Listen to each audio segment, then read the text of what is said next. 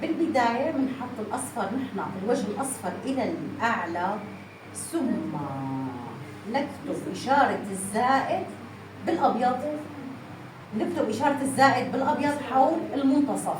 يعني بدي أحط هون أبيض أبيض أبيض أبيض، تمام، ويصير إشارة زائد، وبالنص بده يكون عندي أصفر. طيب في هالحالة لازم يكون الأبيض بالمنتصف. أنا مجرد ما أرفع هي لفوق، طلعتها لفوق، تمام، هيدي كتير سهلة. أما هي كمان سهلة بما أنه بالمنتصف، مجرد ما طلع لفوق طلعت لعندي عم تشكل إشارة الزائد. أما هي عندي إياها بالأسفل، كيف حطلعها أنا؟